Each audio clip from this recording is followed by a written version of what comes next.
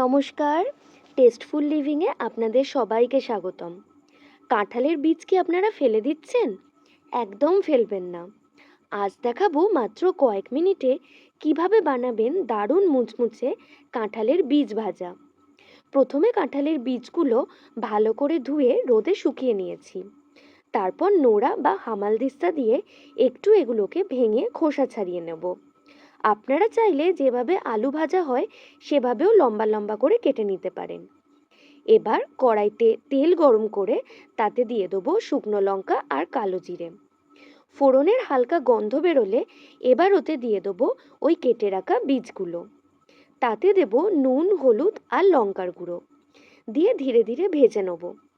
ঠিক যেভাবে আমরা আলু ভাজি ওইভাবেই একটু লাল লাল করে ভেজে নেব। দেখুন কি সুন্দর রং আর কি মুচমুচে হয়েছে। এবার কড়াই থেকে নামিয়ে খেয়ে দেখুন তো কেমন হয়েছে। রেসিপিটা ভালো লাগলে ভিডিওতে একটা লাইক করে কমেন্ট করে জানাবেন।